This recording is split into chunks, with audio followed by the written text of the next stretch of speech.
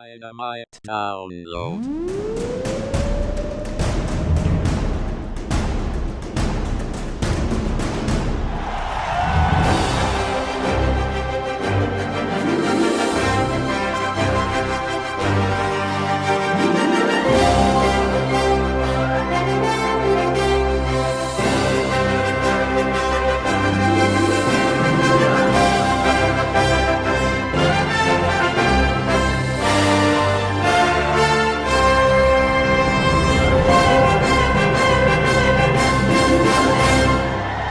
Welcome to Dynamite Download. Welcome to AEW Dynamite Download. We are into episode 14, guys. This is a big one, too, because we're heading into the holidays. And, anytime when you're working, every time everybody's trying to wrap things up from the year before and get everything ready for the year coming up. And I think all of us are definitely ready for 2021 to get here. So before we even get started into this week's show, we want to just make sure we say from our family to yours, Merry Christmas, Happy Holidays.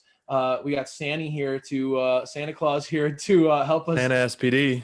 Throw on up there, SPD, what we got going on in this week's show, because we know that this week, like I said, AEW was doing everything they can to try to get this show to be jam-packed, especially coming off the heels of an NBA game like that. So we got to see Jericho and MJF start off the show against Top Flight, and that to me was a perfect opener. I was incredibly excited when I got to see Judas cranking through the loudspeakers and people were jamming. It was so freaking awesome. I love that. I think we needed a little bit of that going into the end of the year here. Just a reminder of how freaking awesome that entrance is. And it doesn't matter if there's 5 people in the crowd or 50,000 people singing along, getting amped up for it. It was a heck of a way to start the show. And we know that Top Flight definitely brought it. SPD. Yeah, that was, Shivani said that the Judas is the AEW Christmas caroling that they were doing. So,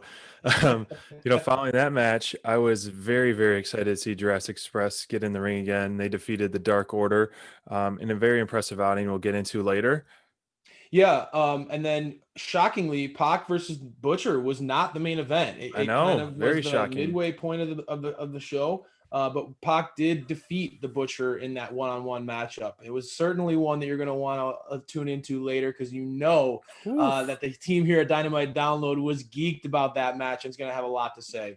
That's for sure. And Dustin Rhodes defeats Evil Uno, the Dark Order. We got a little special announcement we can talk about later this week, but Dark Order was featured pretty heavily on this week's episode, as they are kind of week in and week out on all AEW content. So it was an interesting match, an interesting finish, but Dustin Rhodes picks up the win over Evil Uno. Yeah, that's becoming the trend of 2020 is chalking up the L's for the Dark Order. But I think you and I both recognize there's going to be something in store for them down the road. We're in. That said, Hikaru Shida defeated Alex Gracia, and that was a match that was really fueled by seeing Alex's performance on Dark the night before. I think a lot of fans were excited about what she can do in the ring, and she got to go up against our defending champion, and it was a great segment there. And our main event closed out the show. The Young Bucks defeated the hottest tag team in AEW right now, the Acclaimed, in quite a finished match, but we'll dive into that. And a lot happened in this show leading up to Christmas. And let's bring it right back to the Jericho opener, which I believe was an outstanding match to open the show. And we talked about that. It was a high energy. Top Flight is a team that is must-see TV. And, of course, anytime Jericho and MJF are on the screen together, it is a gold segment, in my opinion. Yeah, I mean, let's really quickly here, man. Let's just focus in on the placement of this match on the card. Yeah. I think it was beautiful. I thought AEW did a great job. Clearly getting Jericho on screen is somebody who is a recognizable, bankable star, and pairing him with MJF, who is AEW's future. I have a feeling I'm not alone when I say that I see the ability to carry a company in MJF. I think that he can be a top guy who can not just be in an upper echelon, but be the guy who carries a company, can hold the title and draw fans. And so I think pairing him with Jericho in this opener was an excellent idea by AEW. It got everybody kind of their eyes on that tandem.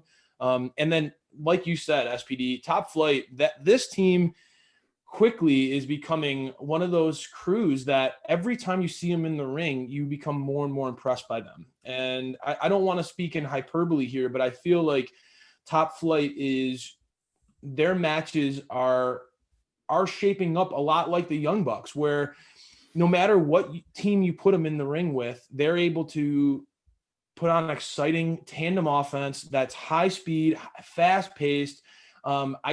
People are buzzing about this crew, and I know that there's a lot of young teams in AEW right now. AEW is really pushing that youth movement, SPD. But for me, no team hits quite like Top Flight. I think that they've got it all. I couldn't agree more. And they look so experienced, way ahead of their time. They're so much fun to watch. They're very smooth in the ring. You know, one of the highlights of the match for me was that the Darius had this combo move set.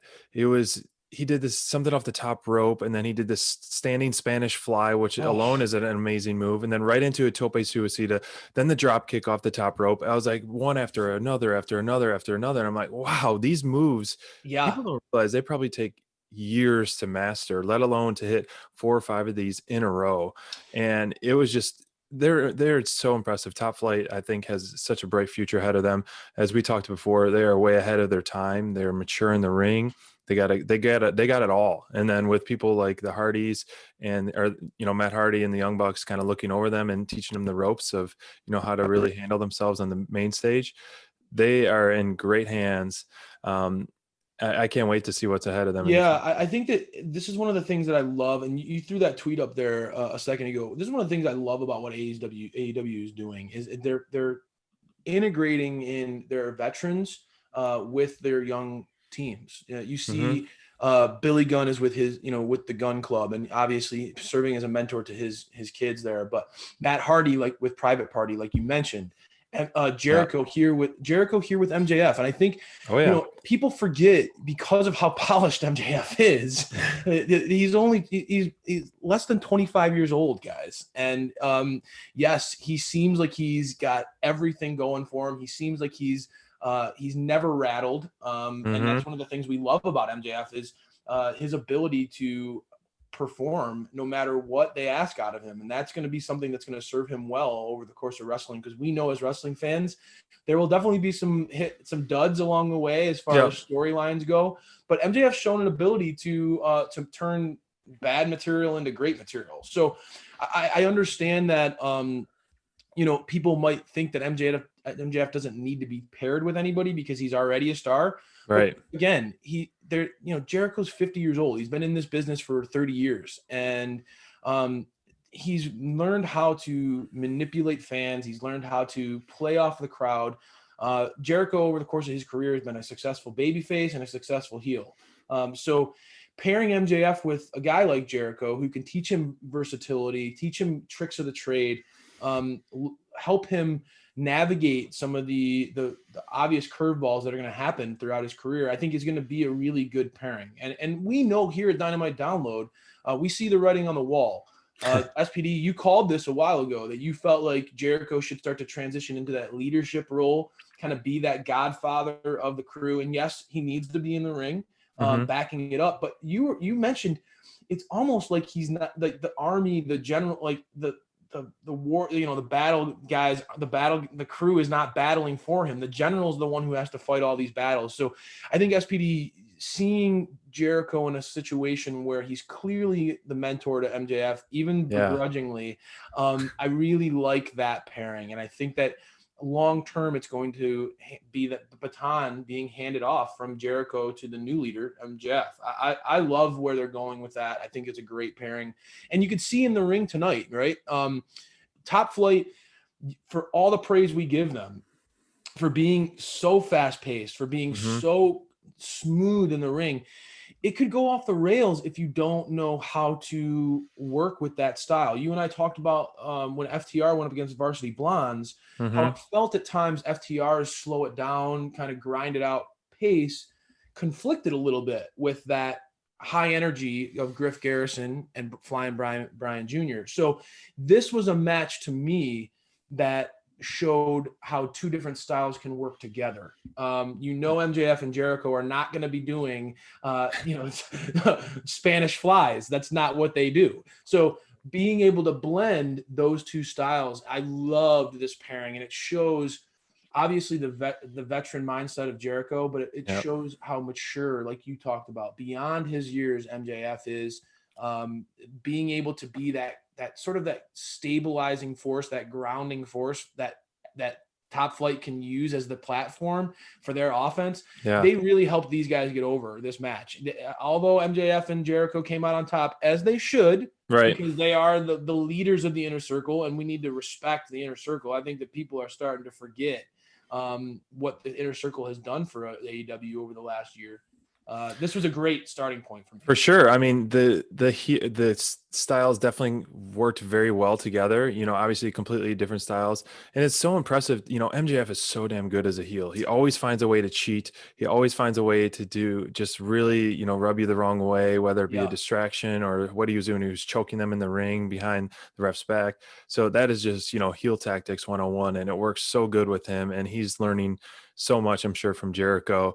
Yeah. And the finish to the match was great too. I loved how it spilled into the crowd, and MJF was able to take the win with a little help from Jake Hager.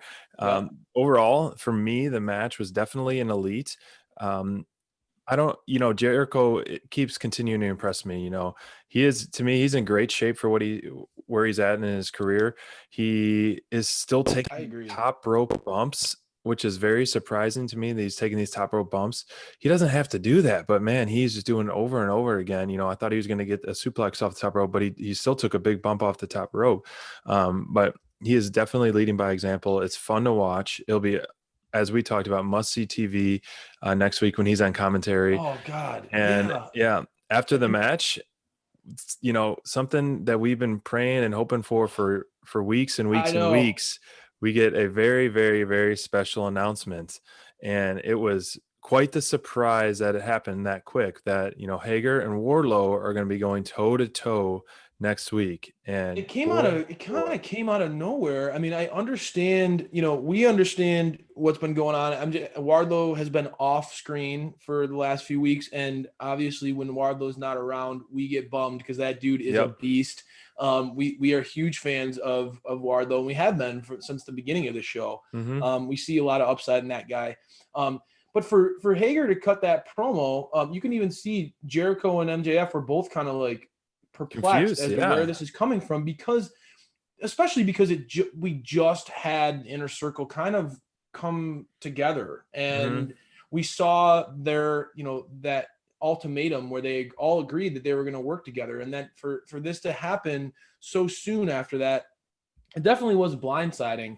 That said, the Inner Circle did a really great job throughout this show of integrating in real life stuff with the wrestling product that we're seeing.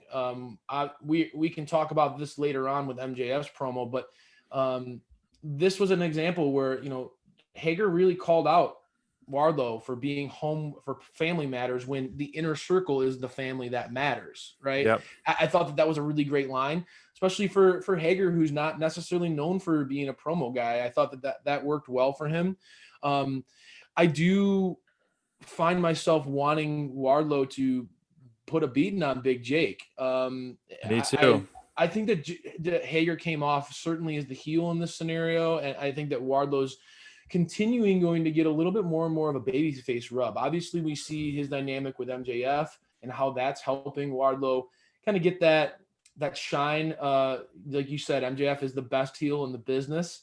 So pairing him up with a guy like that certainly going to give him some sympathy votes sometimes. Right. But the way that Hager called him out, all of us can relate to the holidays being crazy, and ultimately this being family time. This is a time of year where you got to focus in on what's important.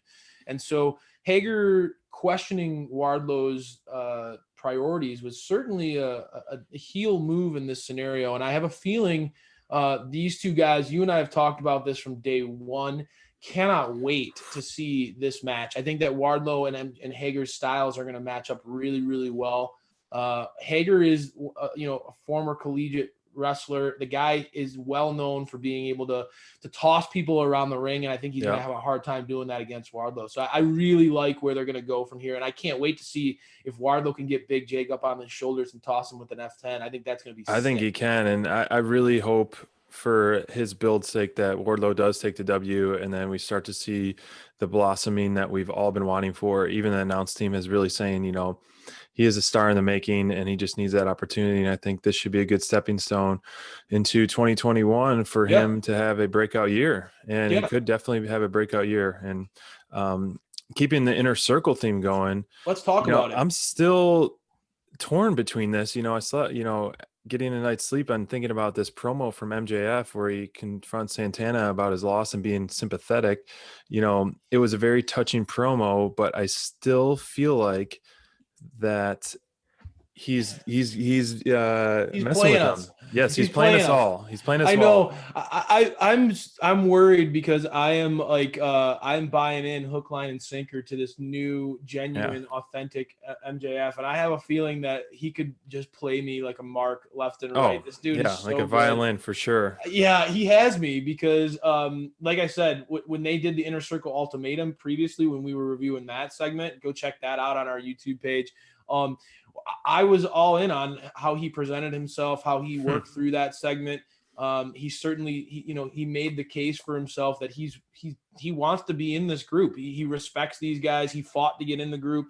So he's made the case on that. And then tonight we saw like I was all over it. I thought that MJF, with the way in which he carried himself in that moment with Santana Ortiz, it felt like friends connecting on something that was bigger than wrestling. And that, there was actually one of those moments where I got into a back and forth with some folks on social media. Social media, man, we got to be careful. There's so many haters on there, dude. It's ridiculous. The negativity, the criticism online is insane. But so we just got to stay true to our core values of spreading positive vibes. That's it, man. Power positivity. I was shocked at people who were saying like the inner circle doesn't belong together because they don't look like they fit. And it was just one of those moments where I was like, I don't know. I looked at this moment and I was like, this is an example of people from all walks of life being able to connect with each other on the basic human feeling of losing someone you love. And, life is short. All of us go through that grieving process at one point or another. We lose someone that we love. And that's true. Even though MJF has portrayed himself, and this is one of the things we love about MJF, he's always in character. Even though he's portrayed himself as a total dickbag on social media, he still has shown his moments of pride in his grandma and his father, and posting pictures of like his childhood.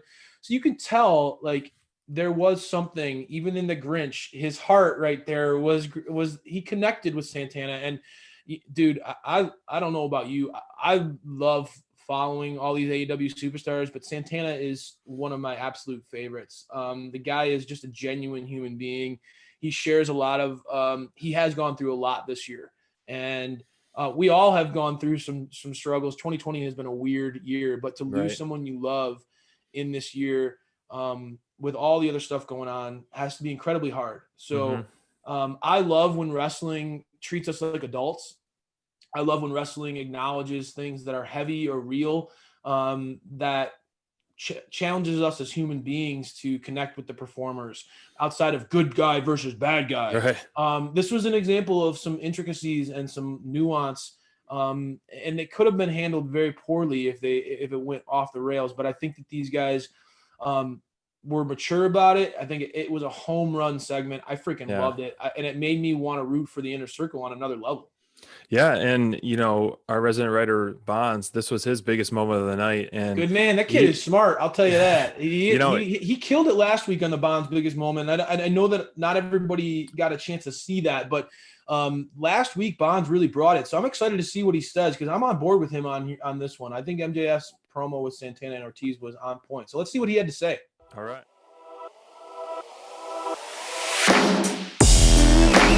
Hey everybody, Bonds here with my biggest moment of the week, and MJF and Santana and Ortiz, you guys, thank you for that segment. This was a very personal thing for MJF and Santana. Clearly, it hit home for a lot of folks, including myself. Anybody that's lost somebody this year, it's been very hard on the whole world. Everybody's been affected, and I think that it was a great reminder for everybody tonight, especially during this time of year, that we all need to cherish the people that we're closest to. You never know when you're going to lose your family or your friends, and we all need to remember that. And we all need to enjoy our holidays together, because it is the most important thing, our family and our friends. That's the most important stuff. And thank you guys for reminding us of that tonight. And AEW Universe, please just cherish your family and friends. That's my biggest moment of the week. And Crayfish and SPD, you guys can take it. Bonds really hit it on the head. I mean, it really is like kind of a Christmas declaration to, have each other's back, spread love, spread positivity.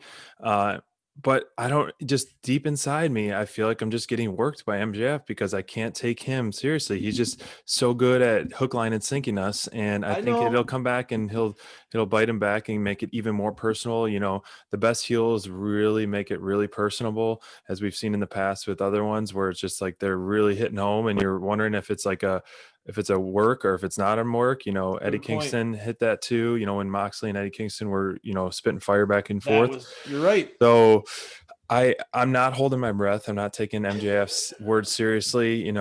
If it stays true. This is one thing yes. I want to jump in, SPD, because it's like, this is one thing as we get older, and especially as the internet has become more and more a part of wrestling, right? I think so many of us want to be the smart one who, I called it. I knew that was going to happen. I called it. And we don't allow ourselves to get caught up in the moment. Wrestling is fun because it takes us away, as Bonds talked about. It takes us away from the pain and the struggle of the world around us. A lot of times it just allows us to get immersed in it. And these characters, they play off of our emotions, and it's okay to be a mark, guys. It's okay to be a mark.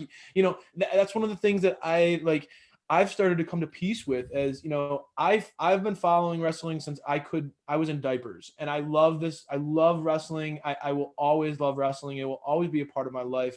I love companies from all over the world. But AEW has made me start to realize that it's okay to have fun and to just enjoy the moments, and to get caught up in being a mark, being a fan. Tony Khan gets a lot of criticism for being a money mark, and I don't think there's anything wrong with that. That means that the guy's a successful guy who loves the business and loves the product. And for me, this is another example of that. I don't care if MJF if MJF's playing me or not. I have a feeling you're probably right, but as long as we're going along with it, man. I think that, it's making me love the Inner Circle even more on a different level. I was so excited about Wardlow and MJF. I know that there was a lot of concern about what was going to happen to the Inner Circle when those two guys joined. But as an MJF fan and as a Wardlow, I mean, you and I love Wardlow, right? As fans of both those guys, having them paired up with the Inner Circle is a no-brainer. I mean, I'm excited to see what these guys can do together. I want to see. We talked about it last week, SPD, and we'll transition out of it because we can only repeat ourselves so many times. I want to see the Inner Circle accomplish some things together in this new core in 2021. I want to see them accomplish some things together, and then when MJF ultimately does become MJF stab them in the back, it'll mean that much more. And so this was an example of adding gravitas to a moment, adding some significance from a personal matter that we can connect to. And so when that betrayal ultimately does happen, it's going to mean more, because you do see them starting to build respect for each other. Even Ortiz, man, you've been banging the drum for what this has been such a great portrayal of what Ortiz can do as well. These last few weeks, his character work, his mic work has been really great. He's been the kind of the glue that held them all together, the level-headed one of the Inner Circle. And even in this moment, you got to see in just a simple handshake with MJF and the looking each other in the eyes, Ortiz did some great character work without even really having to say anything. So I love this segment. Obviously, AEW, we've talked about it with the MJF and Top Flight, that match being a great start to the show. AEW did a great job with pacing the first hour and a half of this show. I thought, like, Yeah. I mean, from going from that match to having the Dark Order right after it, that was brilliant. But we have the Sting segment as well that we needed to talk about. And I think that we focus in on the Inner Circle as this group of these heels that have done some despicable things over the years, but are entertaining as hell. A group of guys that we love, every single one of them from top to bottom, right? Mm-hmm. Well, Team Taz, Team Taz is quickly getting the buzz and the spotlight placed on them. I mean, that group, I know this segment was about Sting and really hearing him on the mic for the first time, SPD. I'll let you jump in and kind of give us our reaction on Sting. But for me, man, I left this segment loving Team Taz. I was all about the Team Taz. Before we get into Taz and his crew coming out and putting a wet blanket on the old Stinger segment, what were your thoughts on Sting and Shivani's moment there, and really Sting highlighting the jungle and his return to the jungle? It was great. Yeah, it definitely was great. It was nice to finally get some almost uninterrupted time with Sting. You know, what I really took away from this promo was just how he talked about Dusty Rhodes, and he, the story behind Dusty Rhodes, and then he gave it the impression of Dusty Rhodes, which was great, and how he's seen Dusty Rhodes' offspring and wanting to be part of AEW because of Dusty Rhodes' offspring. And so he really had a nice story for us to all listen to, and how Cody's leading the charge. And when he said that Cody's leading the charge and it's Dusty's offspring doing that, it kind of gave me chills. It was like, oh, wow, I'm really proud of this company and where they're going and where they started and where they're at now. And now Sting is just going to add a whole nother dimension to that. And once that promo really it was a home run, in my opinion. It didn't get cut too short. It was great timing by Taz. And like you talked about time and time again, Taz, you love yourself some Taz, don't is growing more and more and more to this awesome faction, but we just need to see more of them. We want to see more of them, not just cut these promos, even though it is kind of similar week in and week out in terms of their style, coming out to the ring and doing an interruption, hinting at kind of some kind of attack or not, and then nothing actually happening. It's still working, but it's not going to work for too much longer for me. You need to see them. You need to see some. I mean, and especially, right? I mean, SPD, you're on the money, right? I mean, I feel like you have been loving Taz from the minute. I mean, he's your manager of the year, and that doesn't even highlight what he's been doing on the commentary side of things. I mean, his contributions and commentary have been amazing this year. But I get your point, right? I mean, one of my things that I love about Team Taz is how they all complement each other, right? You and I have talked about this at length. Taz is so good on the stick, and Ricky Starks is quickly becoming an undeniable star. I mean, the guy just oozes the it factor. Every time you look at him, he's always got adding another. The glasses this week were a beautiful touch. The guy just knows what he's doing as far as star power and commanding an audience and getting the eyes on him, right? But his strength, even though he's phenomenal in the ring, he's very well-rounded. His strength is that personality, that over-the-top charisma that he has. But I get your point. When you have Team Taz and you have Cage and Hobbs, I mean, truthfully, they should be running through the roster. Two of the badder dudes on the roster. I mean, when you look at them, they are absolute stars. When just you look at their physical appearance, they command your respect. Like you said, they should be running roughshod over everybody, just putting a beating on people, especially when we see what they're capable of doing. I mean, I was marking out hardcore about when I saw Hobbs tossing Darby Allin around like a little rag doll, and I can't wait. I think that this is one of the things I think that AEW, again, we cannot emphasize it enough, their ability to hype up the next week's show or the show after that, to place the breadcrumbs for us fans to want to keep coming back. Yep. I cannot wait to see Cage go against Darby. That feud has been going on since Cage debuted, really. For sure. When you think about how Cage debuted, it was really at the expense of Darby Allin in that moment in that battle royal. We knew in that that tag match.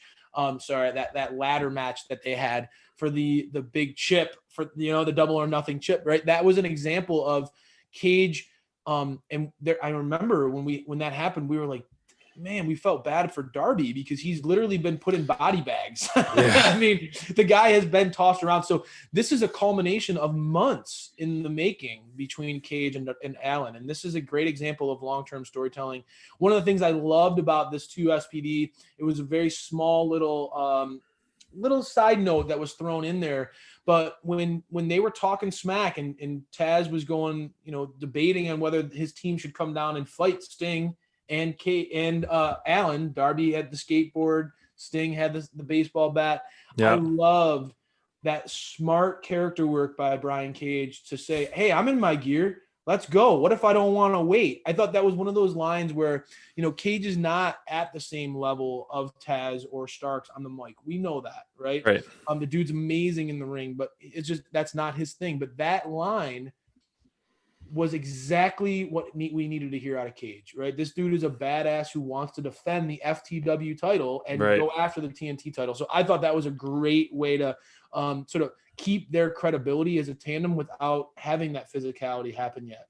Yeah. Almost like the manager is holding back his crew. So you hate Taz more and you respect Cage more. I thought that worked really, really well. Interesting. So for me, I love what they're doing here, and obviously I don't want Team Taz to overshadow Sting's moment here too much. But that's what Team Taz does the best, man. Those guys love coming out and raining on other people's parades. They want it on them. So I have a feeling in a couple of weeks when we see Cage going against Allen, that match is going to be a home run. That one's going to be one of those that you're going to want to see.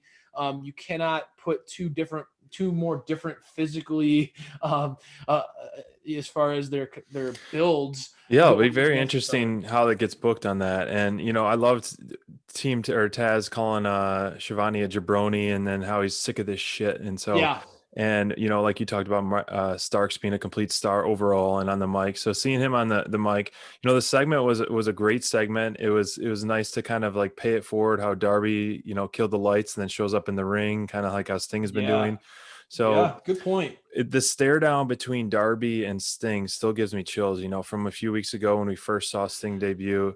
It was great. But I mean, where they go from here, it's going to be very fun to watch. And I'm just excited for this continued FaceTime with Sting and Darby's essentially first true title defense with the TNT Championship. So we got a lot in store for us early 2021. Yeah, and speaking of 2021, I know you and I are both excited about what's in store for the Dark Order in 2021. I think, tonight was an example. We got to see more losing out of the Dark Order, and it's become a theme of 2021. These guys coming up just short, right? Anna Jay, with her big opportunity against Sheeta, came up short. We were even shocked that the Good, the Bad, and the Hungee came up short last week against Matt Hardy and Private Party. So we're seeing a clear trend. I mean, we saw John Silver, Alex Reynolds. These guys have not been able to pull off a W, and unfortunately, even with the muscle of 10 out there, they still couldn't get it done tonight. We're definitely seeing a trend. Evil Uno came up short again later on this night, tonight against Dustin Rhodes. And unfortunately, Dark Order came up short again against Jurassic Express. So 2020 has been a year for the Dark Order that has been one of the things I said, SPD, at the beginning of this year, this group was going in a very different direction. Yeah. And I will say, even though they're not getting the W's in the win-loss column, they're getting the W's with the fans, right? They're that's winning for sure. over fans like left and right. And it's so much of it is based off of their comedic timing. They genuinely seem to like working together as a team. They seem happy. And you watch BTE, that they're like, their energy together, their camaraderie is off the charts. That's the Dark Order show on BTE for sure. Oh, it's much watch, right? So, although they're not getting the W's I think right now, 2021, you and I both agree, we're going to start to see a little bit more out of them when it comes to fulfilling their potential, right? Yeah, I hope so. And then I think we will see a a turn in tide with the Dark Order for 2021. And here at Dynamite Download, we are very heavily influenced by the recruitment specialists, and we are starting our own recruitment month next month. It is January recruitment month for the Join Dark Order January. What we're going to do all month long, recruit as many Dark Order members as possible, Dark Order fans, to get this following growing, get some W's under their belt. And hopefully, I really hope we see Brody Lee come I back agree. in January, Yep. stronger than ever, better than ever, angrier than ever, and with possible new recruits that can really start tearing through the AEW roster. Yeah, I agree. yeah. I think that it would go a long way for the Dark Order to and the Exalted One to come back with an anger like we've never seen before. I mean, Brody's anger has been off the charts at points in the past, and it's been one of the things that we've loved. His intensity countered against the humor of a John Silver or Stu and those guys. Just that sort of that mesh of intense fire and rage with humor and laughter. Yep. I think that him coming in and really now seeing while he's been gone, his team has really not been able to hold their own as far as in the ring. Right. But it'll give him all the more ammunition to look at what they've done. They've been to follow with fans, been hilarious and funny, but I think that Brody's not okay with signing himself up to be a joke. And I think that the Dark Order is going to back it up in 2021. I have a feeling that this is going to be a big year for them. They've established a fan base. We here at Dynamite Download, we've come a long way with the Dark Order, and now I find myself gravitating towards what they're doing every single week. John Silver, like you and I've talked about on BTE, that group, they're hilarious. I've even said, I mean, you and I, like we talk about it, let's get into this match. The more that we see Five and Dime in the ring, the more impressed I get with those guys. I think that Alan Angels took a beating from Luchasaurus in this match. That was one of the things I want to compliment him on. It's always more fun when you get to be the one putting out the offense. But unfortunately, somebody's got to take the beating. And that's right. I know you're a big Luchasaurus fan. I thought Luchasaurus came out looking like $1 million in this match. And a lot of that was because of the beating that Alan Angels was willing to take. I mean, he was getting tossed around by Luchasaurus in this match. And when you counter Five and Dime, when you have that, like that, a willingness on Five's part to do whatever it takes. He's sort of that guy who will throw himself at the opponent to try to win. And then you got that power of 10. I thought 10 looked great in this match, and I want to see 10 versus Luchasaurus at some point. I mean, those guys. 10 is throwing a mean spine buster, man. I mean, he is starting to maximize that. Too. That spine buster is getting better and better each week. It is doing that move proud. Arn Anderson would be very proud of that. But, as we've talked about, I'm a huge Jurassic Express fan. I'm a huge Luchasaurus fan. And as I was watching him in the ring, it was a very dominating performance by Jurassic Express. I loved it. I love seeing the trio back together. I'm not a huge Marco Stunt fan, but he had a great place in this match and he had some pretty high points. And to me, he's this kind of like annoying little dweeb. Yeah. But when he gets in the ring, that's his character. Impressive moves and a lot of great teamwork. But I was thinking about this. If I could be a wrestler, I would want to be just like Luchasaurus, minus the mask, because he is a strong hoss. He's got these amazing agility. He's very agile. He can flip. He can kick. He's got the raw strength. Overall, how many big guys can super kick like that? How many big guys can do a standing backflip off the mat? How many big guys can go, do high spots? How many big guys can choke slam you through the freaking ring almost? You're right. Many. I mean, and he's literally carrying this roster. And honestly, I mean, I watch everything outside of AEW too. There aren't a lot of guys. I mean, and Luchasaurus is jacked, right? Yeah. I mean, that dude's big guy. The only other guy that comes to mind right away is Brian Cage. I mean, Brian Cage certainly true. He's got some high spots. Incredible athlete. But Luchasaurus, you said it, man, dude, like for him to have the power and some of the convincing, I mean, his ability to choke slam his choke slams are always on point, but his kicks are phenomenal. Mm-hmm. That guy is a really well-balanced in-ring performer. I can't argue with you on that, man. I think that the guy can do it all in the ring. Yeah, it's it's impressive to watch week in and week out, and I've been wanting to see more of them.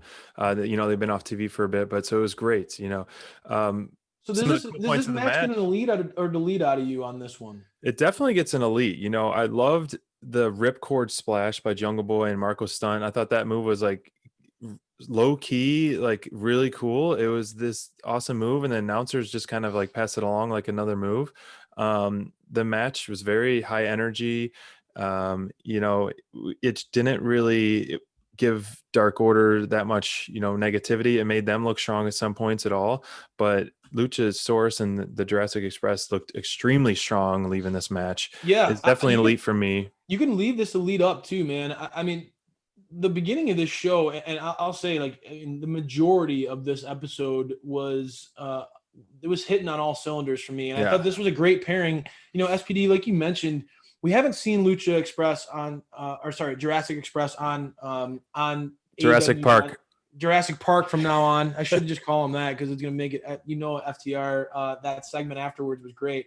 But I loved seeing Jurassic Express get that opportunity to kind of showcase what they're capable of. I mean, we've seen Jungle Boy in the world title tournament. He looked great. But really, this tandem has kind of gotten brushed aside. And this is one of the things that I don't want AEW to lose sight of, is these established tandem they have, like Jurassic Express, like the Lucha Brothers, like FTR. Like, there are some teams on this roster that, yes, we have a lot of young teams that we want to showcase, and we only have 2 hours. Let's not let these established stars like Jurassic Express get brushed under the rug. I thought it was a great showing for them. Dark Order did what they were supposed to do in this match. They are going to gain their steam and their momentum down the road. Obviously, we recognize they do need to get some W's sooner than later, and that's coming. We see it. But this was a great way for Jurassic Express to get a W on TV, especially as they head into a feud with the best tag team in the world. And it's needed. They need to have that credibility, and they need to have that established recognition for what they can do in the ring. And we need to be reminded of that, because they're going up against the top guys, and they're going to need to bring their A game if they're going to want to come out on top. Because Tully cut a promo after this match, and I got to say, we've been hard on Tully in the past with some of his promo work. Quite honestly, I feel like FTR doesn't necessarily need a manager, but in typical FTR form, these guys always try to pay respect and homage to the ones that have come before them. That's one of the things I love about FTR. These guys are always trying to get better, always trying to learn and grow. If we don't learn from history, we're doomed to repeat it. And I think that FTR is one of those teams that looks back on history and has found little nuances from different performers over the years and ways for them to get better. So that said, I've even, as an FTR fanboy, have felt like they didn't need Tully at times. Tully killed it on the mic this week, and his line about these guys being Jurassic Park that's gonna stick with Jurassic Express. That's funny. I know. He killed it.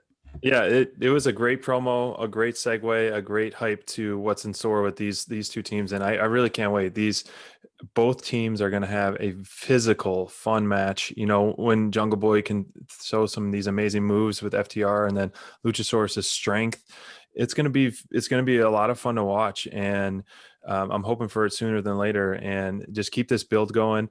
I would like to see FTR get another match or two under their belt, and Jurassic Express get another match or two under their belt before those two go toe to toe. Agreed. I think you can take that build all the way to the next pay-per-view Revolution, or you take it to the Beach Bash, which is in a little over a month. A lot of things in store for us, but this is a feud that you can it's a good transition feud.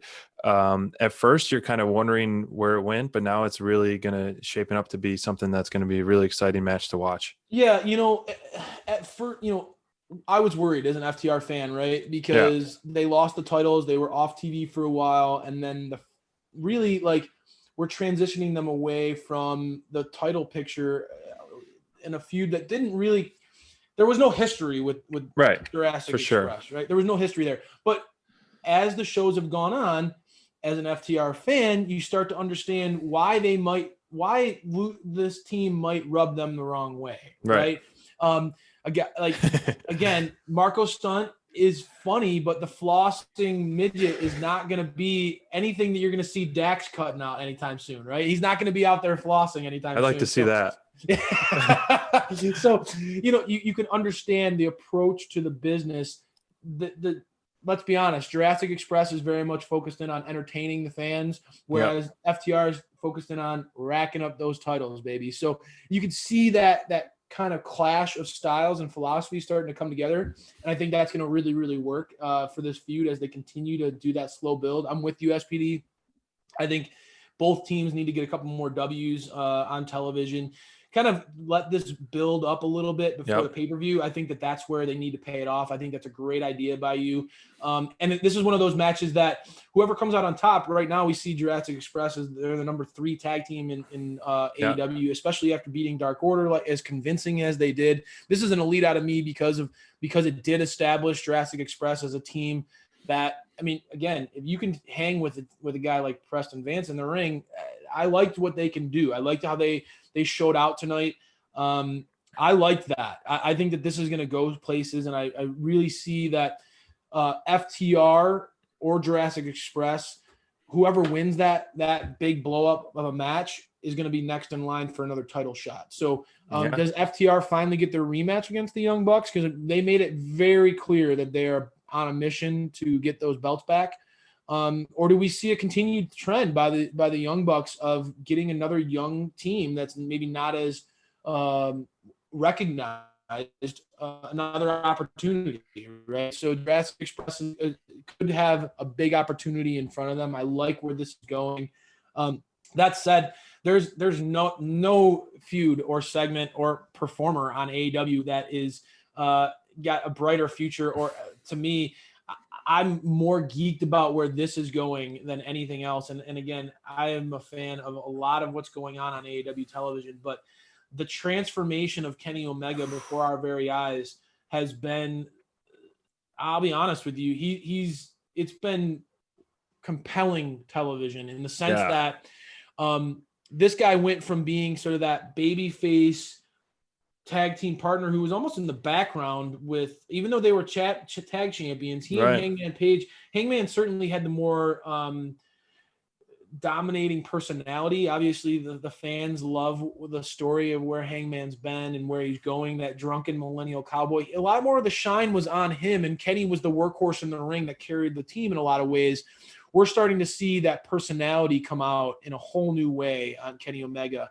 What were your thoughts on this segment between Don Callis and Kenny Omega getting caught up in the lobby and giving us a quick taste of what's to come? Yeah, it was kind of unexpected. They weren't advertising hearing from Kenny at all, which was surprising. But the more I see Don Callis and the more I hear from him, he is just so damn good, man. I listened to Talk is Jericho with Callis and Kenny, and they were in full mode right there. They were not breaking any character. They're just, hyping themselves up. And I loved how Kenny was like, you get hurt and I get titles. Oh man, he was going hard on Phoenix. Yeah, this was a short and powerful segment that really said a lot in a short amount of time. It's similar to kind of like the Britt Baker Thunder Rosa segment last week, where it was a unexpected segment that was a very memorable one that did a lot. Very comparable to that. And, next week's match between Phoenix and Kenny is just going to be a show stealer, a match of the year contender. I feel like those two guys are going to put on a hell of a show. But Don Callis, man, that guy is just, I loved hearing what he had to say on Talk is Jericho. He doesn't care about ratings. He doesn't care about anything. They're just changing the business, changing the business. I didn't know too much about his history. And, learning about that on Talk is Jericho, keep talking about that podcast, but it was a great interview. It's impressive his career where he has an MBA. He's a smart guy. He has his pilot license. So he flew that helicopter, he said, which could have been a mark, but whatever. You could be the Don Callis for Don Callis, man. You're his hype man right now. I love it. Honestly, I was going into this show tonight, SPD, I was expecting, I was really excited to hear what you had to say about this one, because I know you're a Kenny fan. And the more we interact with our fans on social media, the fellow fans on social media, you're not alone. I think there are a lot of people out there who recognize that Kenny is on another level right now. Yes, he really is. And if you didn't see this promo, it was quick. But Kenny looks like a star. I mean, he's got it right now. The glasses, the blazer, the dude just is carrying himself in a way where he oozes confidence. He looks like a star. And I think he's doing a lot to establish what's to be expected out of Kenny. I think his title reign is going to be one that's going to be a memorable one. We just came off of And a a long Moxley title reign that was long and defined by a lot of big title defenses. And I think Kenny's going to kind of be that weasel champion who he's going to put on some amazing matches. But I think more than anything, he's going to be more focused on growing his brand outside of AEW, right? Like changing the wrestling business. I think it's going to be not just AEW. You're going to see the AEW champion all over the world. And I love that. I love that approach. He's a global champion. Right. And no better opportunity to showcase that than going up against Phoenix, who has such a strong following in the Lucha Libre community. And SPD, again, for me, we'll talk about the next match, Pac versus Butcher, in 1 second here, which was a showcase of two of my personal favorites. But next week's show, when you get to see Omega versus Phoenix, that's going to be a showcase of two guys that you've been from day one clamoring for. I mean, you've been a Lucha Bros fan. You love the Lucha Bros, and you quite honestly have been saying Phoenix is unlike anybody you've seen. He's so impressive in the ring every time I see him. Tag match, singles match, whatever it is. It's just a wow factor, not knowing much about the Lucha Bros before AEW. It's a shame because they are just so the highly skilled of those two guys in the ring. It just time and time again. Wow. I can't wait to talk to you about that match when it happens, brother. I think it's going to be fast paced. I can only imagine seeing Kenny Omega and Rey Fenix go back and forth in the ring. Two guys with incredible cardio.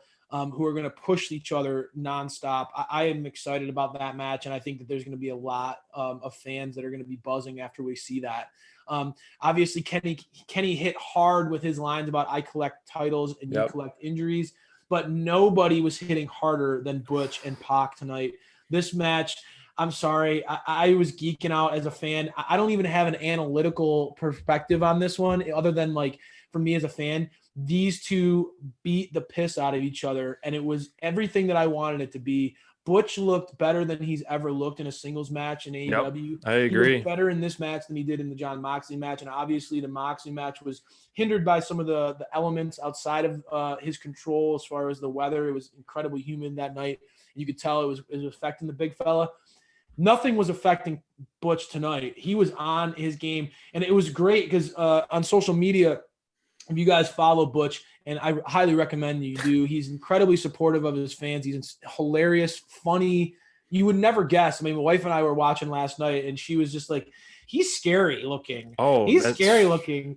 And you would never, I mean, I tell her, like, this guy is one of the most supportive, cool guys that you'll ever meet on social media. He's just funny, laid back. But you would have never guessed that with the way he was going on last night in that ring. There's another switch when Butch hits the ring. That dude is a beast. Dude, that's exactly what I wrote down so I can remember this. Not that I need to, but Butch is a scary, scary man. And wow, when he just starts marching to the ring, I mean, he's got some new ring attire, but the same and even more intensity. He looked great. Seems like he's like transforming his body, maybe losing a little bit of weight, getting more leaned out. For sure. Which is great. Eddie was on the mic, which usually I enjoy, but I almost felt like it was more of a distraction than in addition to the match itself, but it had its place. But what I loved, back to the match, is the face-to-face start where they're just like rubbing each other's faces in each other's face before the bell. That is just the intensity of those two. And we knew this was going to be a brutal match, and it delivered on every aspect. I mean, both these guys, I was struggling for my top performer, and these two guys, I was going back and forth between the two for my top performer of the night. We've been looking forward to this match since Pac re-debuted, and it definitely delivered. Pac's kicks to the Butcher's chest just echoed, and they were so brutal. I was just like wincing in pain because of how the thump. Man, preach it, brother. But Butcher had such a strong outing. You know, the power bomb that he had, it was like that running power bomb on Pac was brutal. Oh, And he's just whipping him into the turnbuckle to try to, you know, work on the neck of Pac. It was just some great in-ring work by Butcher. He looks great. He's got the best stash in the biz. Speaking of stash, this is a stashing through the snow Christmas shirt, you know, in honor of the Butcher, I guess you could Butcher say. would be proud. But it was No, man, I such love a great match. you know, as a Pac fanboy, I mean, he's my favorite wrestler in the whole world. And for me to sit back here and just hear you laud praise to the man, I love it. I'm smiling ear to ear. I loved this match. I thought that this, I mean, you highlighted a couple things that I want to reemphasize is that stare down, that head-to-head stare down between these two. It's an example of why I love Pac. The dude is just intense from the minute his music hits. He's pure intensity. He's anger and fire and just this desire to want to win that is through the roof. And I love that about Pac. He brings it. His offense is so impactful. It's like he's throwing everything he can into each kick. Those kicks that you said against Butch were on point. And what I love more than anything too is it kind of gets lost is his selling ability. Man, the dude looked like he was dead at multiple points in this match. After that, I mean, honestly, there was a string of offense where I was feeling good as a Pac. I mean, obviously, I love Butch and I love Pac. I love both these guys. I thought they like their styles, both physically imposing guys in their own way. Right. And I knew this match was going to be hard hitting, especially because Butch was studying some Stan Hansen tapes on YouTube before the match. And if you don't know Stan Hansen, you don't know that dude. It was an old school hoss who loved chops. Go back and go to Butch's page, FPD, go to Butch's Twitter, scroll down a little bit. You'll see he was watching a Stan Hansen match before this match with Pac. And you could tell why. The big fella Butch loves that old school, throwing his weight around, beat you up, be a bully. He was a bully in this match. And that's what we needed to see, right? For sure. Pac is playing a face for the first time, really in quite some time. And to have him play that when we know really he's so good as a heel, we need that effective heel to play off of. And Butch did a great job of being that bully that threw him around. That there was a sequence of offense where he hit a lariat and then he hit like a gut wrench suplex and then that power bomb that you mentioned. And I thought I was like, this match I thought he was going to beat Pac after that power bomb. Right. After that tandem offense there, like after that sequence of events there, I was like, wow, I literally thought Butcher was going to pull it off. And it wouldn't have been a surprise because this feud has been back and forth good at establishing all 7 guys as legitimate threats. We talk about that over and over again.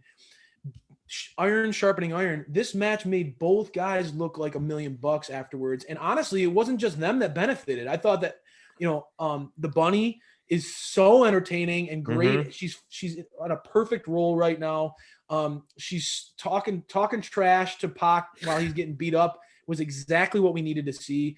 And I will say Kingston as the mouthpiece for these guys works great because both Butcher and Blade tend to like let their physicality do the talking for them. Yep. So Kingston's the exact opposite. That guy likes to run his mouth, and then he runs scared when he's facing an opponent. And that was I love awesome. that. That was one of my favorite moments of this whole event. Was when he was gonna go tell Butcher what to do at the end of the match, and Lance Archer, the Murder Hawk monster, cut him off. And it sent Kingston running behind JR, hiding behind him in the commentator's booth, scared out of his mind. I thought it was an awesome visual and a great character moment where you got to see the big bad Murder Hawk monster kind of playing what we've seen here, being the middleman. He's not necessarily aligned with the Death Triangle, but he's not going to allow Kingston to run roughshod and to basically take all these cheap shots and shortcuts against other people. I think Lance Archer is going to kind of be the judge, jury, and executioner. He's going to kind of be that guy who blocks him off from doing anything out of hand. It was a great seeing him walk out of the tunnel, and then Ingston taking his tail between his legs and hiding behind the commentators. This is kind of like the true first time we've seen Kingston be a coward and run away, and Yeah. it's really working. And his, being a really strong heel, and I mean, it's really helping Lance Archer and Pac. I mean, that picture I just threw up. I mean, I know Pac's not the biggest guy, but it looks. Lance is just massive, man. And he's I getting mean, better and better. You can tell he's getting more built, yeah. more jacked. I mean, the guy's continuing to push himself to get better. No, I mean, SPD, from the minute this feud was set up, you've talked about it. This is a feud that we want to see go on for a long time. Yeah. And this is an example why, right? You get to see one potential matchup out of these 7 guys thrown together. You get to see Pac and Butch, and it didn't disappoint. It didn't. absolutely delivered, and then some. It was hard hitting. It was back and forth. It was an incredible match that I agree with you. I almost wish that Kingston wasn't on commentary, and that's a weird thing to say because he's so entertaining. But I just wanted the opportunity to just be quiet and watch these two beat the hell out of each other. Honestly, after our show today, I'm going to go back and just kind of watch that match again because these are two of my favorite guys in the AEW. And extending to the whole feud, you're bringing in Kingston, you're bringing in Lance Archer, who we love. The Murder Hawk, I think that guy, when it comes to big men, we talked about it earlier with Luchasaurus. Nobody throws a crossbody like Lance Archer. Nobody, I mean, that dude, his power, his blend of power and speed and agility, especially for his age, is incredible. I love what Archer's doing. And I think the Butcher and the Blade are underappreciated tag team in AEW in the grand scheme of things. There's a lot of new teams on the scene, a lot of new teams that are making buzz for themselves. But I would not be upset with Butcher and the Blade or the Lucha Brothers getting a tag title run in 2021. Oh, I think that would be great. I think it would be definitely great.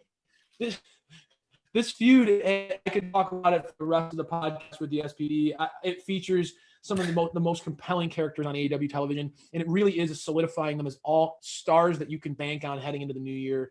Really, really love what they did with this one. I thought it was a home run. Definitely home run. It was, I mean, seeing Pac's finisher and Pac's in-ring performance made him my top performer for sure. We're going to go a little out of order. I know top performer was Pac. I was going back and forth between Butcher and Pac because, like we just said, how this is probably one of the most impressive single matches we've seen him in AEW. But I had to go with Pac. I mean, seeing that finisher is probably the best finisher and the most challenging one. I mean, just the slow patience and going up to there. I mean, you got to be so steady to do those maneuvers. That's wow. Very impressive. And I like that too, SPD, that you mentioned that, because we've talked about Pac transitioning to more of that face role.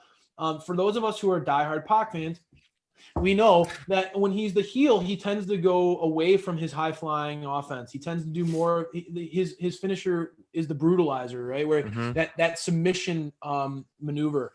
And so using that black arrow off the top, that is an example of him leaning into his babyface tendencies a little bit more. And I think that we forget what he's capable of when it comes to his high flying offense.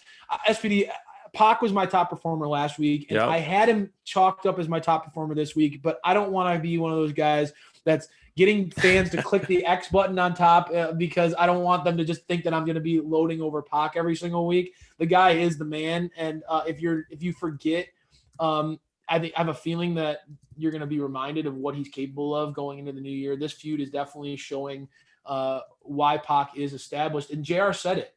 JR said, this guy is one of the top performers in the whole world. And it's coming from JR, who's seen it all. That speaks volumes. That said, I had to give it to MJF tonight. I loved his parent. I loved the way that the show started. I thought that was a great opening segment.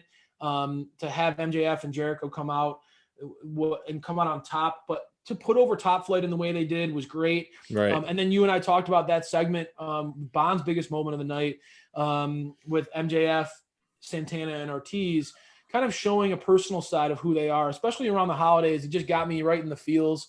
I was connecting to that moment and to the sentimentality of that segment. So I had to give it to MJF because he's such a bad guy, right? But for him to get that sentimental get us as fans to potentially like kind of start to see that soft side of him, and connect with him on that level. It was incredible acting. At bare minimum, it was great acting. So these two guys could be top performers every week. You know, we could just keep this graphic up week in and week out. If they're featured on the show, they could steal the show. Well said. Easily. Well said. I mean, I can't argue with you on that one at all. Speaking of guys that we want to see featured more on the show and who have the potential to be show stealers anytime they're on the show, I gotta say Miro is still incredibly polarizing in the wrestling community. What were your thoughts on the big announcement? Obviously, I love the beach wedding idea. I think that's going to be freaking awesome. What were your thoughts on this segment? Kip Sabian really getting on the mic quite a bit in this one. Yeah, I mean, I'm still not sold with this pairing. You know, it needs to grow on me more. You know, I'm not excited for it. I mean, I guess I'm excited for the end in sight. So I guess you can have the wedding.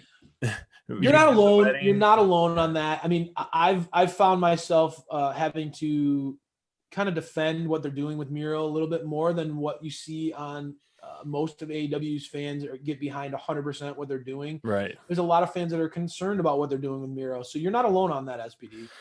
So the segment had its place. It was nice to see they kind of switched it up, putting Trent in the ambulance and kind of laughing and being the dirty heels that they are. And like, so that part was pretty cool.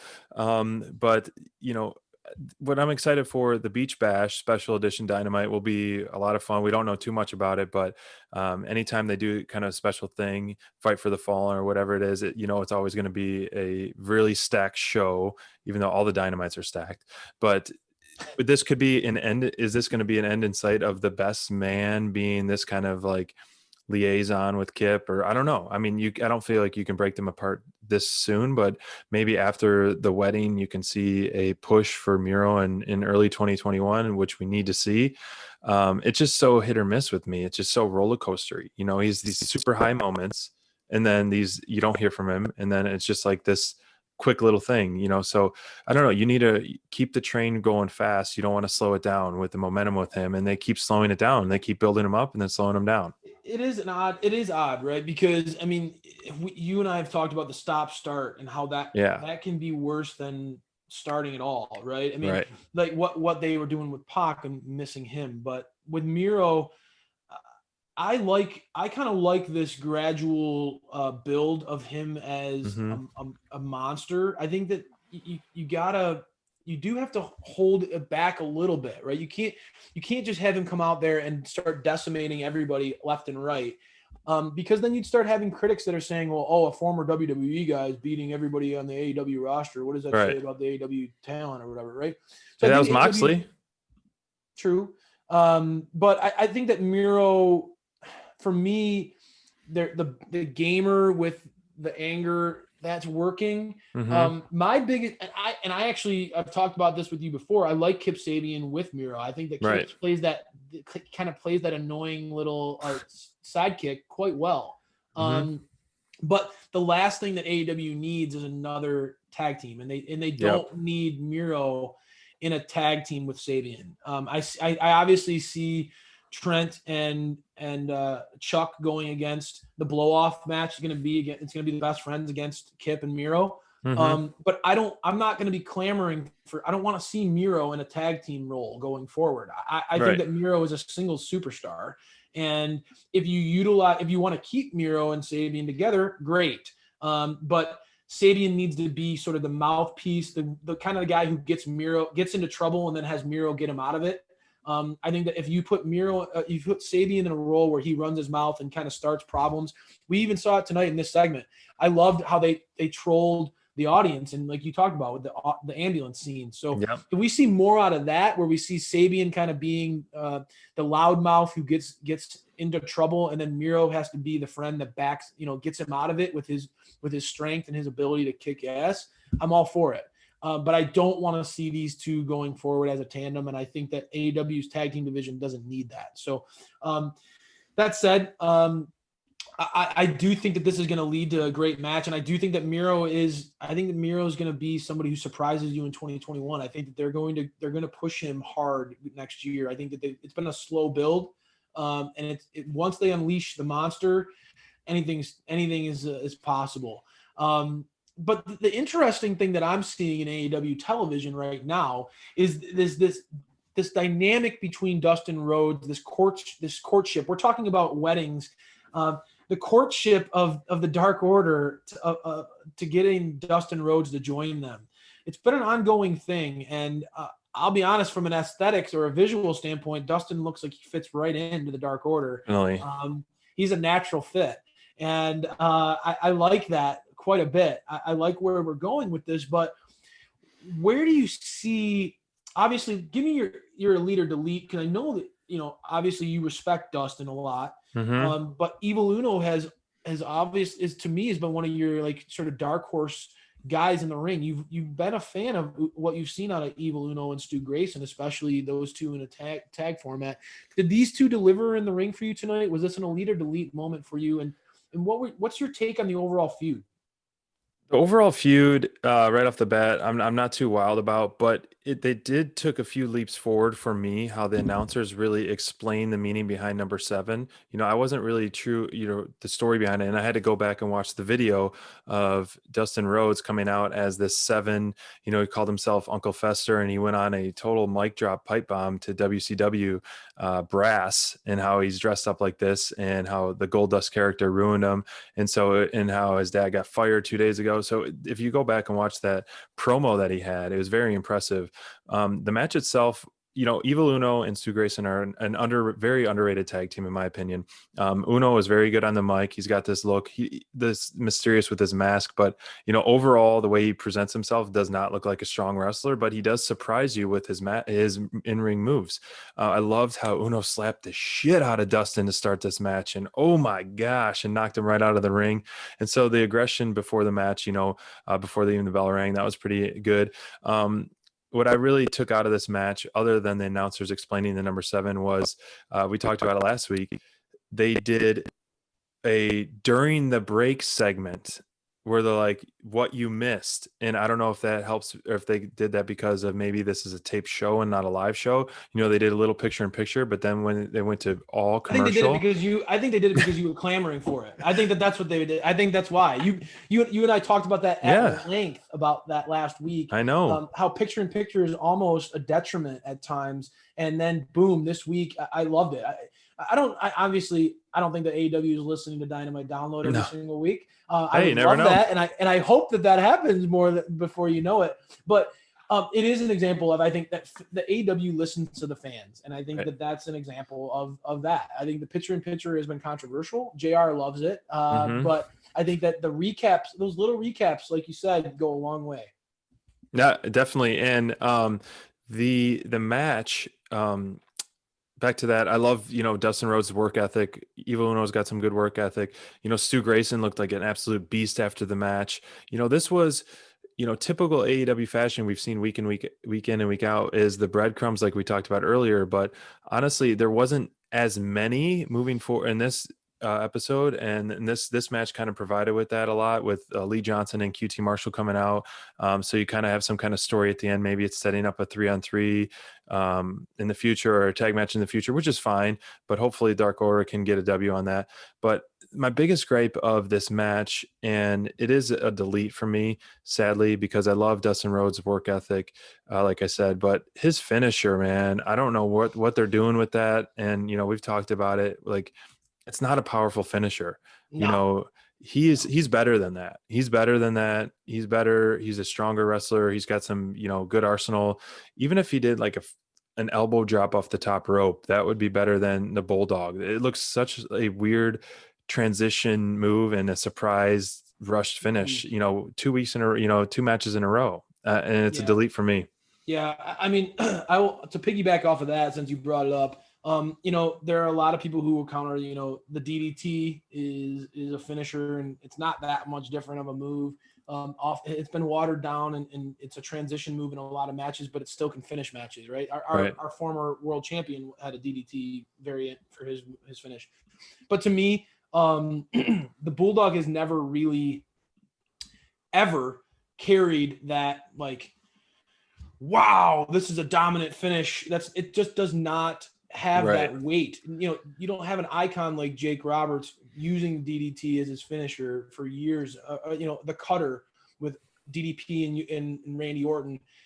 There are guys who have established those moves as iconic finishes, and the Bulldog is just I'm with you. I think that there needs to be a transition away from that move as a finisher. I understand and respect Dustin kind of calling back on his past and using a move that has served him well. But in today's audience, in this market, it makes a lot of these, it makes somebody who goes down to it look weak to me. It doesn't make the finisher better. It makes the opponent look weaker. And that's not what you want. That's a good point. Right. So I was not a fan of that. This really was the match, and we'll get into the Shawn Spears promo after this. After the Shawn Spears and Dustin Rhodes Evil Uno match, this is kind of where things started to kind of come off the rails for me as an AEW fan. This was the last really like elite moment of the night. We'll get into the Shawn Spears one after that. I think that's an elite for me as well. But as far as matches go, this is the last elite match that I'm going to give on this show. I felt like it obviously the finish was a disappointment, SPD. But I'm enjoying where this feud is going. I'm enjoying the courtship of the Dark Order with Dustin. I want to see what comes out of that. Yeah. And I don't think that he's going to join. Right. But I do think that what we've already seen, last week we saw Dustin cut a fiery promo, which he's phenomenal at. Yeah. And we're seeing Dustin going up against various members of the Dark Order. And I think at bare minimum, we want to see more of Dark Order on television, in the sense that they do need to get a little bit more recognition for all the work that they put in their characters over the course of the year. So I like that. And I quite honestly, I think after the match, yes, Evil Uno lost. He looked a little weak with that Bulldog finish, but after the match, like you said, that beatdown and that back and forth battle with QT Marshall and Lee Johnson and Dustin Rhodes going against Stu Grayson and Evil Uno and the Dark Order, I thought it pitted those two teams as equals. And I agree. It's going to make us. I think that to me, the Natural Nightmares were a team that I wasn't all in on, but after that bunkhouse match, oh gosh, B&B, I've gained a whole new respect for what QT Marshall and Dustin can do.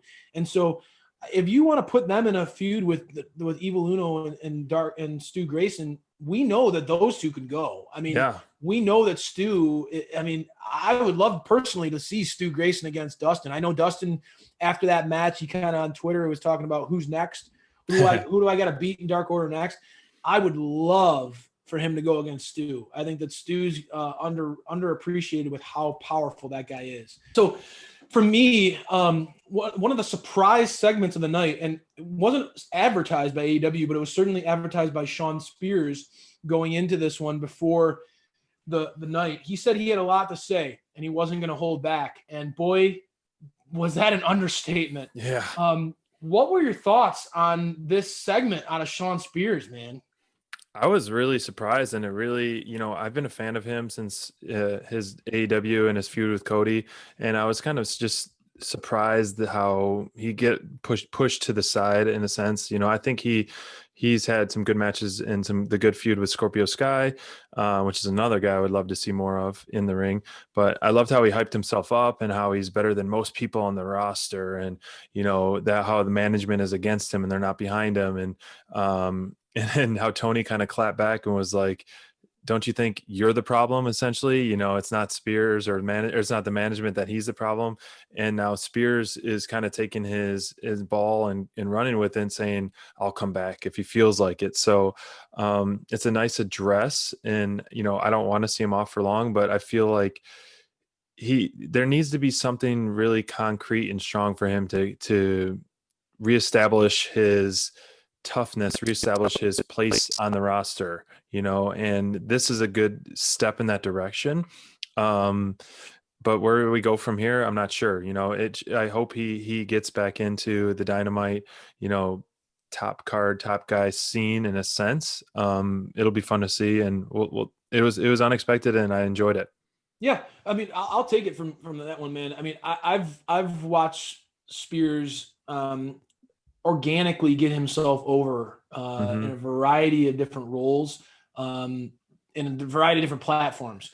He mentioned it tonight. I mean, he's been places where people doubted him, and he's always found a way to get himself over. The guy, he understands the business. I'm not shocked that he's been paired with Tully. As an FTR fan, he's got that similar mindset of like, put in the work, look to the people who have done it before you to gain inspiration on how to be better at this. You don't need to reinvent the wheel. Go back and use your natural talents, be you, but look to the past to gain inspiration on what to do best. And I think that what we're seeing here is a great example of that. We've had in various times in wrestling, we've had those moments where people, guys have threatened to take their ball and go home. And I think that this worked really, really well. It felt real. It felt like the anger has been brewing inside of him for a long time. We saw him get thrown through the wall of the waiting room, dark. I mean, the guy has, I think he's had enough. I think Sean Spears has hit his breaking point, and he's not wrong. I mean, you look at him, if you could build a prototypical professional wrestler, the guy is incredibly built. The guy is jacked out of his mind. He puts in the work all the time. You follow him on social. The guy seems like all he does is live at the gym. The guy perfect 10. He's the perfect 10, baby. I mean, like, he's got it all. And I was there when he went up against Cody live and in person. He had a killer entrance. When he was the chairman, people forget, I mean, a lot has happened in AEW since that feud with Cody, but people forget, man, that dude brought it against Cody. And if you can have a great match with Cody, I think that it shows what you're capable of long-term. I think that Cody is obviously the bar in AEW. And I think that Sean Spears passed that test. I think it's about time that we give Sean Spears a little bit more time on television. I would personally love to see, like, if they just went all in with the Tully connection. We didn't see I was left wondering, is Tully on board with what Sean's doing here? What does Tully think? Because their pairing was there, but Tully wasn't involved in this interview. So I was curious about that. And I would love if we had some sort of reunion down the road with Tully and bringing Spears back in and kind of creating a four horsemen. It's been teased for so long. So many of us have wanted to see it. FTR's natural fit in the heel faction like that. You get Spears in there and you throw one more piece of the puzzle, and I think you got something. So I'm intrigued. Honestly, I don't think we're going to see Spears on TV for a little while. And I think that this was a great way to segue him off television for a little bit. Yep. I agree. So to me though, this was an example of a star grabbing the mic and kind of pulling themselves, kind of defining who they are. And I think that Sheeta, our world women's champion, has not had a lot of opportunities before this feud with Abaddon to get on the mic and show what she's capable of. We've seen more character work out of her with this feud with Abaddon. Her facial expressions, her acting has been far more on display throughout this feud with Abaddon than really any other feud that she's been in. She's, for the first time, our fighting champion is put in situations where we really feel like she's in danger. And she's put in a spot where I think she's thrown off her game. Sheeta really prides herself on being a calm, collected warrior. She's got that mentality of a warrior. And so she goes into battle and you never really see her rattled. But for the first time, I think that the big, nasty, creepy Abaddon has her kind of off her game. Yeah, I definitely can see that. I was hoping to see another promo out of Sheeta to get some experience and some mic work, but then got quickly interrupted by Abaddon. This match is going to be an interesting one. it's an okay one for the women's division right now. But as you know, we are ready for bigger and better things of the women's division. But it has its place for it right now. The match with Shida and Alex Gracia, it had some sloppy parts. Not knowing her competitor other than, seeing on Dark, the commentator team did a really good job with putting her over and giving a little bit of background story. It wasn't just your, 101 textbook squash. And so they did a great job with that to kind of make it a little bit more meaningful. It was a pretty sloppy match, in my opinion, with, the creepy Abaddon kind of lurking around. But the bigger story was before and after the match. The match itself to me was a delete. Yeah. It had sloppy parts. It was really, I would have been happy if they just did a promo fight kind of thing and just skip the match right now. But that's just me. Abaddon is such a creepy person. Yeah.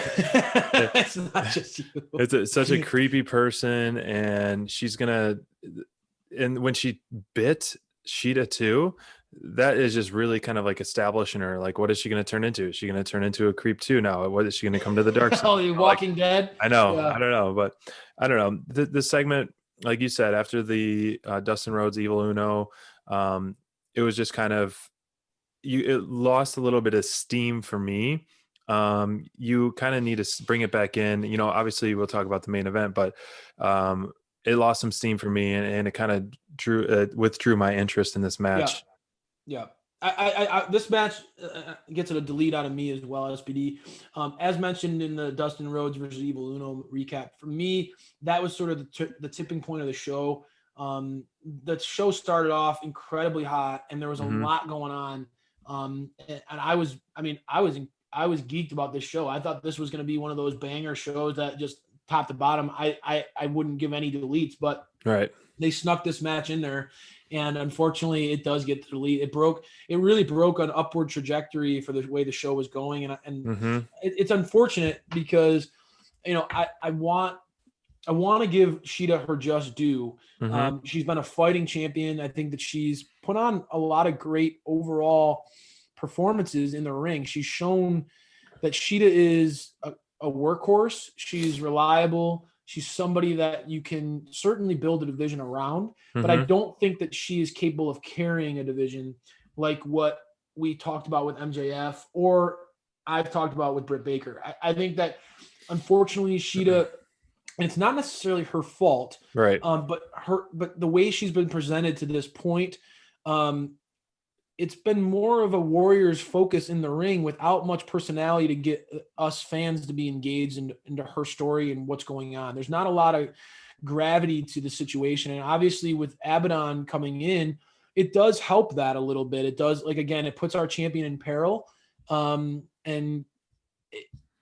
helps, but I don't see this being one of those feud that leaps off the page. It doesn't, right. To me, it's not one of those back and forth matchups that I can't wait to see what's going to happen next week. Like Thunder Rosa versus Britt Baker, that to me is the marquee feud of the women's division, although it does not have the women's championship associated with it. You and I both agree whoever comes out on top of that feud should be the next in line for the title, and quite honestly should win the title. Yep. I think it's going to be Britt Baker. And Britt Baker against Sheeta has been a matchup. Sheeta has fought pretty much everybody on the roster. She has not gone head to head with Britt Baker in a way for the title that True. I think that Britt Baker versus Sheeta, especially as Baker continues to get better, if Baker can somehow come out on top against Thunder, that will be a compelling matchup. For me, Abaddon is one of those characters that less is more. The more I see of her on screen, unfortunately, the less engaged I am in on her character. I think that she's a bit one note. She does it very, very well. She's very creepy, and she does the creepy thing. She does the creepy thing well, but she's a little bit one note for me. And from what I've seen, as far as in the ring, I worry about her getting exposed a little bit as being more of a strong character without the substance to back it up. So I am worried a little bit about the way that feud can go.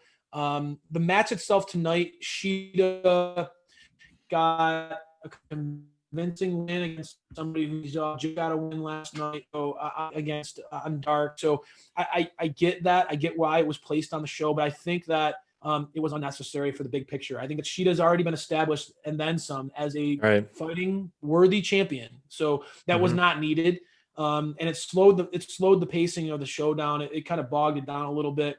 The takeaways of this match, you and I are talking about Abaddon versus Sheeta throughout this whole segment. It really wasn't about the match itself. It was about the storyline going on around it. And I think that they would have been well served and just kind of maybe even just having Sheeta get attacked backstage by Abaddon and have the bite happen there, right? Something like that happen. The bite was, I gotta say, it's been done on WWE television before, and I felt like even though I like Shayna Baszler as a performer, I thought that this was better executed than what we saw between Shayna Baszler and Becky Lynch. I felt like the bite felt more realistic. They didn't overexpose this corny fake blood. Yeah. I think they did a really good job of kind of just highlighting like, wow, this girl is nuts. And and they broke away from it just in time. So I thought that they did a good job on that. We'll see where they go.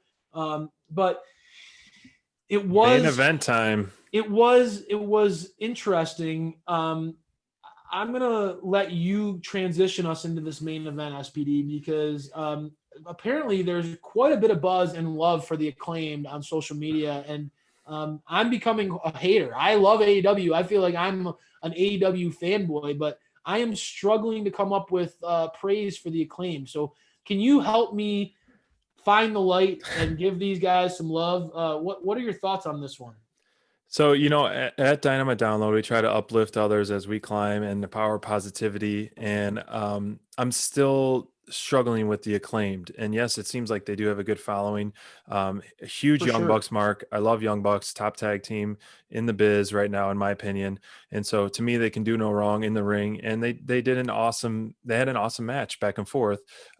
Rightfully so. They deserve to main event cards, pay-per-views, or Dynamites, but this match to me was not a place for a main event. I don't think the Acclaimed is ready for a main event. It didn't feel like a main event to me. It didn't feel like a main event. It would have been a great show opener, and I think you could have even done the Inner Circle Top Flight as a main event, or obviously the Pac and Butcher one. Pac versus Butch felt like that's what I was hoping for to be the main event, because you could have had some after-match stuff like that happened last week to close out the show, which would have been to me more meaningful. I'm still not buying this whole rap gimmick with the Acclaimed. We talked about the pre-recorded one was much better than the in-ring walk into the ring to rap. That I'm not buying it yet. It could be a slow build, but right now I'm not a fan of them, and I know you agree with that. And in ring, they're decent in ring, but if they had some really huge wow factors, I think they would kind of win me over a little bit more. The only really thing that stood out with them, I mean, they had some good tag team and some good chemistry going on, but like when he suplexed him and then to another suplex and then did a splash off the top rope, that kind of segue combo move, I was like, all right, that's pretty cool. But they're doing the true heel tactics to try to really get some heat on them with the low blow, and then the boombox, they're playing in effect with that. So that part's working for them. But with a stacked roster of tag teams, the Acclaimed is, to me, they're trying to stick out with the rap gimmick, and it does help them stick out a little bit. But to me, they are still near the bottom of the barrel of the tag team talent, in my opinion. The Young Bucks show time and time again their chemistry, their teamwork, their move sets, their innovation of move. They're so fun to watch. Their entrance is fun to watch. The Northern Lights suplex into another suplex. We saw that in the Stadium Stampede where he went across the whole stadium. That was impressive. But, I don't think we've seen that in a few weeks from Matt Jackson. So it was nice to see that again. I think that's an impressive move. The match had its place. I like the finish with putting them through the table, show that a little aggressive side to it.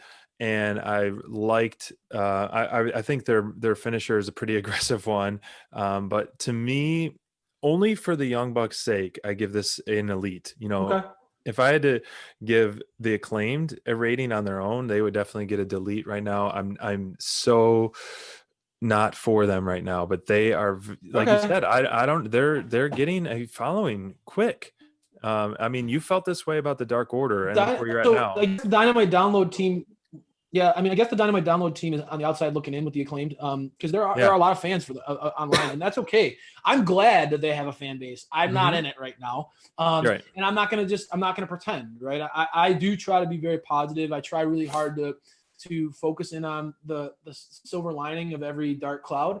It's just kind of the way that I feel like we should try to approach life. But my silver lining out of this whole scenario is that, hey, the Acclaimed has some fans, because it's not going to be crayfish anytime soon. I will say, like you mentioned earlier, let's give them some credit. Their taped rap promo was significantly better than their live rapping performances. Right. I don't know if that's because that tape promo was so great, or if it was just because I feel like their live raps are awful. The Kazarian was way better than both of them combined last week. Kazarian tore it up. And this is where here's where I'm starting to, I had some interactions with some Acclaimed fans on social last night, and I'm trying to get people to get me to see what they see. Right. Right. And the one thing I will say here is, am I being played? Am I a mark here? Am I doing exactly what they want, in the sense that is the Acclaim's gimmick that they are annoyingly bad rappers? Like, are they supposed to be bad at rapping to the point that we hate them, and that's why they're good heels, right? Like maybe this is too like over my head for me right now. But as a fan, I'm like, man, these guys are awful. Like, I just am not entertained by them whatsoever. Like, they're terrible. Right. Their raps are brutal. You like, I'm like, I honestly am becoming disengaged when I see them on television. Right. But is it working in the sense that I want to see the Young Bucks kick them in the face, right? Is it right? Even is more. Is that the whole point? So I don't want to brush that aside. Maybe that's what's happening here, and maybe it's a long story. That said, giving them a title shot this soon, it didn't work for me. We've barely seen them on television, and they don't do what a team like, to me, again, we compare them to Top Flight.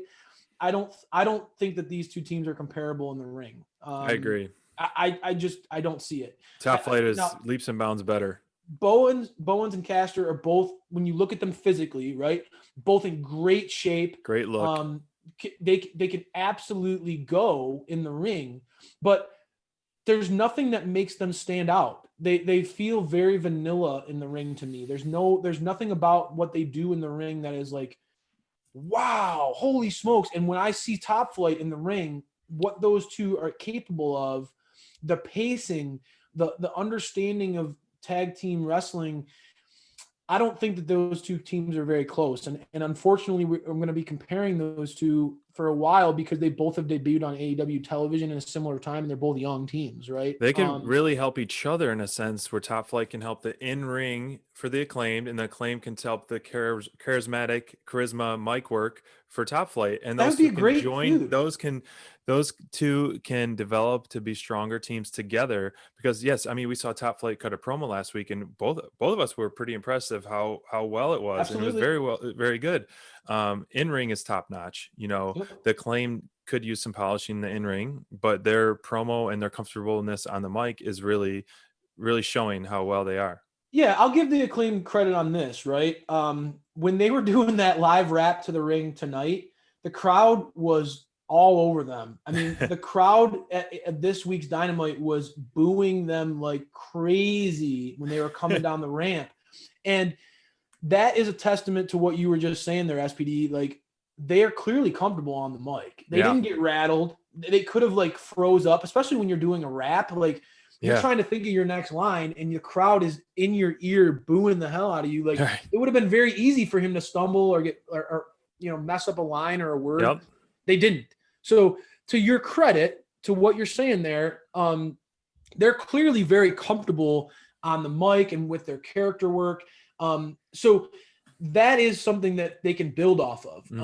if you can go out there and show an ability to perform regardless of circumstances, you're going to do well in this business. So they're young and they can have some fine tuning to do for sure. I think that, like you just said it, Top Flight versus the Acclaim would be a really nice undercard tag team feud that could get some interest.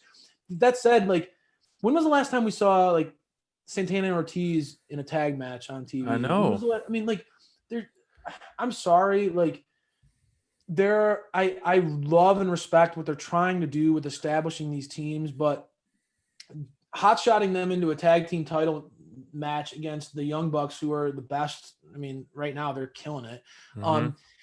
And kind of brushing aside these other teams, I don't like that. I don't like where they're going with that. I do love what the Young Bucks are trying to do, the theory behind it, but there has to be I think that they need to kind of mix in the old regulars here and there, or else it's going to come off as kind of a weak title run to me. Like, beating the Acclaimed is not the same as beating Butcher and Blade in my book, right? So I think that the Young Bucks will need to integrate that in a little bit going forward, and I think it would help the tag division to give some more established teams a little bit more polish. But the Acclaimed, where do we go from here, SPD, with this crew? Before we move on to next week's card, the Young Bucks came out on top. They beat the Acclaimed.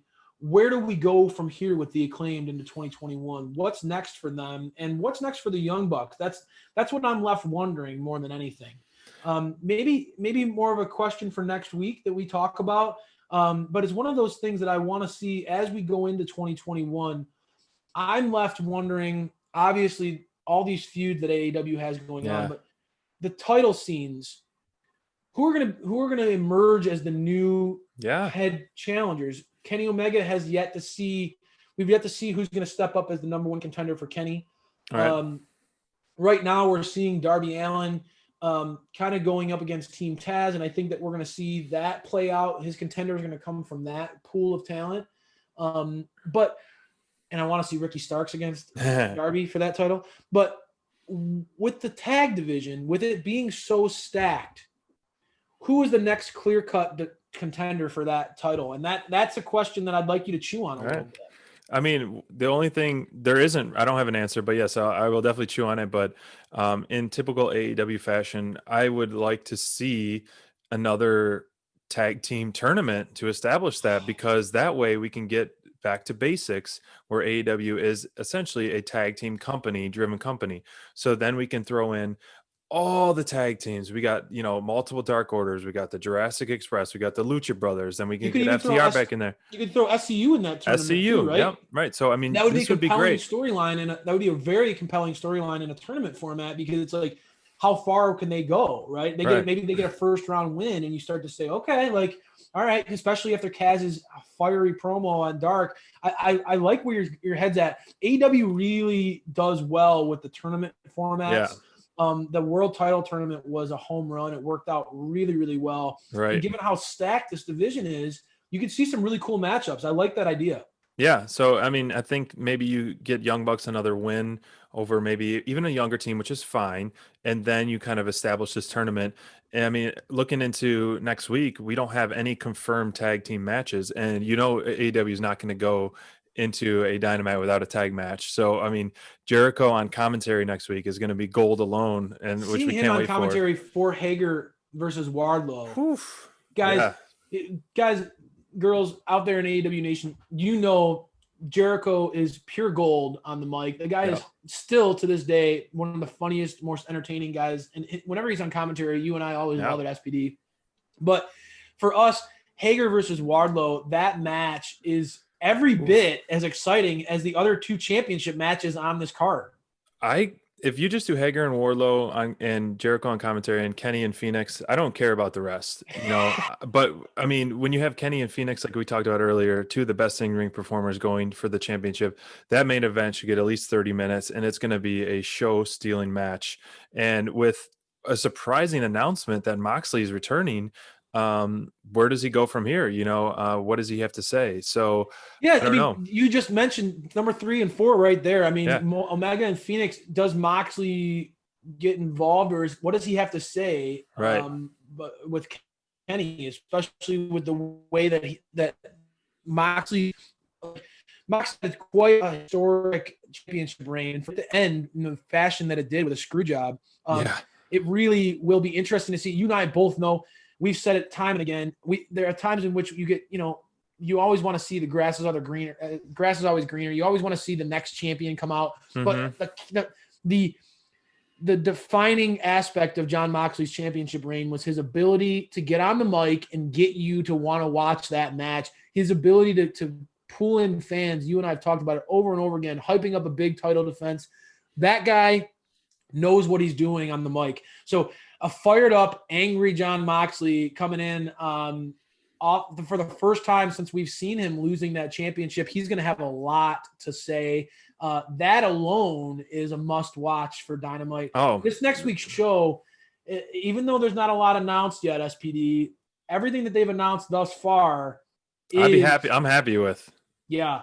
And we finally get to see Sheeta versus Abaddon, right? We get to finally see that we saw Abaddon take a chunk of flesh out of our champion tonight, and we finally get a chance to see those two go head to head in the ring. Abaddon's not going to be able to use her creepy surprise tactics on the Warrior champion. This is going to be a face-to-face battle, and I can't wait to see what comes out of it. What an awesome show that we have in store. Yeah.